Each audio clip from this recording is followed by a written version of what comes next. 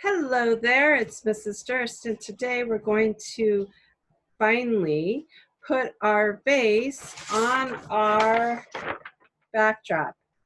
Your table should be completely dry so that your vase can now take its place on this gorgeous table. Now, please don't put your vase like it's going to tip off the edge of the table like this. That makes me very nervous. I worry for the vase. Put your vase in and on that table about like that. And we're going to glue this together. And then we're going to use our raw umber brown paint again and a slightly different brush.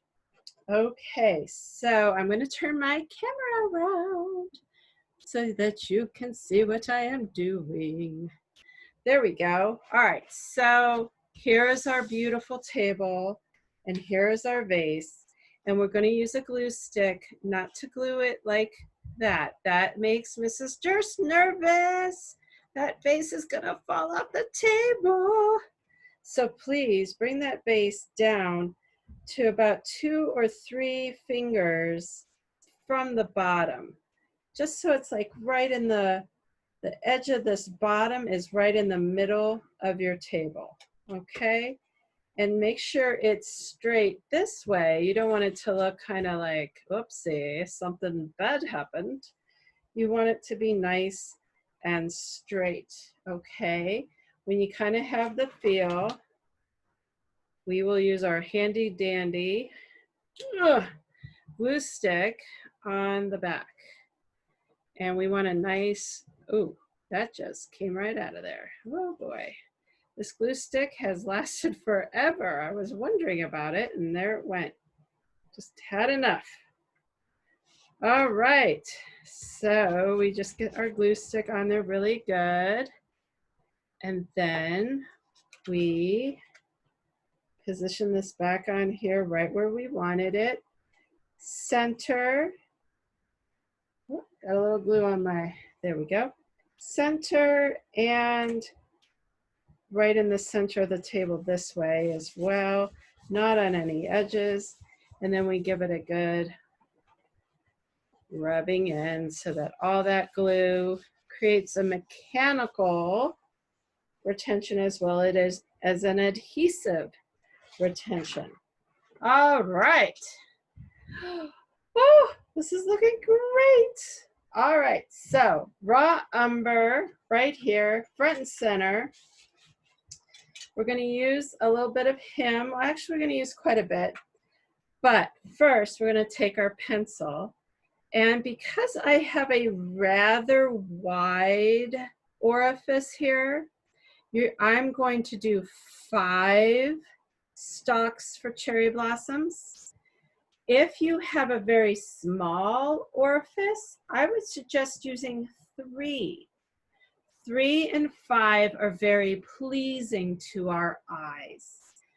So that's just a rule of thumb in art. Now I'm putting my pencil right here at the top edge of my design, right here. Do you see where my pencil is? I'm going to allow my pencil to kind of wiggle up and around till it goes off the paper. That's stalk number 1. Number 2, starting also here, all the way up.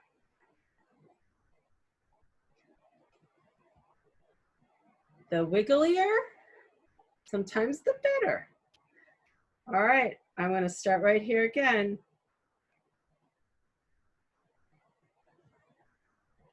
That one crisscrossed the other one. That's pretty cool. 1, 2, 3. Here comes another. I'm going to go this way. 4. And my last stalk, I'm going to put,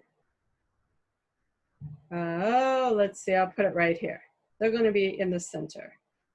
And he's going to go out here somewhere. Now, if you're sitting there going, oh my goodness, I absolutely need another stalk, that's fine. I get it. You can add one. There's no rules. but 5 and 3 are suggestible by this teacher. I am going to, instead of put another stalk in, I'm going to create a branch off of this stalk, okay? Now for every stick up here, I want you to put 3 branches. 1, 2, 3. 1, it can be short 2, and short 3. Those were 2 shorties, see? 1, 2, 3. I'm going to do 3 on this one. 1, 2, 3. Here's another one. 1, 2, 3, and 1, 2, 3. That's just how we make trees as well. Now, here comes the painty part. So I'm going to suggest that you turn your paper around so that you are painting closer to your belly, because these are big pieces of paper. I have my camera set up, so I'm going to do it the hard way. And I'm going to put a dollop of dark brown here. And I'm going to use a round brush or pointy brush, not the squared off kind of brush, but the more pointy brush. And I'm going to mix a little water into my raw umber. Acrylic paints are very creamy and very thick, which is a nice thing when you want to cover things up. But when you really want your paint to move, you're going to want to give it a little tiny bit of water, just so it spreads nice. Okay, so here is paint on my brush. It's true. And I'm going to take this first stalk. Now this is where you have to be the most careful, is that you don't mess up your vase. You just put that brush right next to the lip and you bring this all the way up. And you might need to go back and get more paint on your brush, and that's great. All the way up straight like that, okay? And then right here, I always notice a little paint skips. So I come back and touch that little stalk area right by the edge of the vase. Okay, so here's another one right near this vase. Here goes all the way up. And then I'm going to get more paint and continue my cherry branch up, up, up, up, up, up, up, up, up, up, up, up. Okay.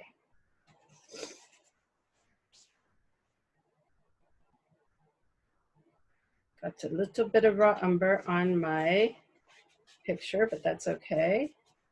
Little bit of wet cloth does the trick. All right. Here's this one right here. I'm going to go up, and I'm going to just continue painting all these little branches with a light, delicate stroke of brown, okay? Just like so. Following all the lines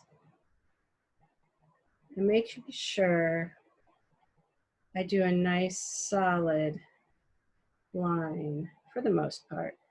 Sometimes it's good to see it a little lighter in places, but there, that looks better. So I'm going to continue painting all of my lines. I'll show you how to do this again. So I started right here, and I just touch up these little areas where it might skip. Okay, just like that. All right. So I'm going to keep working on my lines and my stalks for my cherry blossoms. So you keep finishing that up and make sure to clean up when you're all done. But when you're all done, you'll have something that looks like this. Sticks, pretty little sticks coming out of your beautiful vase. Oh, look how good that looks. Oh, I love it. Woohoo! Yep, it does not look like it's going to fall off. That's important. Okay, keep working on your sticks, and we will finish this project in the next lesson. Take care. Bye.